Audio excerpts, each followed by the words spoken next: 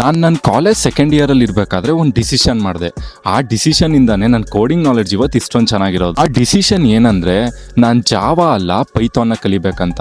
And ನಾನಿವತ್ತು ನಿಮಗೆ ಡೈರೆಕ್ಟಾಗಿ ಹೇಳ್ತೀನಿ, ನೀವು 2026ಅಲ್ಲಿ ಯಾಕೆ ಪೈಥಾನ್ನ ಚೂಸ್ ಮಾಡಬೇಕಂತ. ನೋಡಿ, ಪ್ರಾಬ್ಲಮ್ ಏನಂದರೆ, ಎಲ್ಲ ಸ್ಟೂಡೆಂಟ್ಸು ಜಾವಾನ ಸೇಫ್ ಮತ್ತು ಸ್ಟೇಬಲ್ ಪ್ರೋಗ್ರಾಮಿಂಗ್ ಲ್ಯಾಂಗ್ವೇಜ್ ಅಂತ ಚೂಸ್ ಮಾಡ್ತಾರೆ.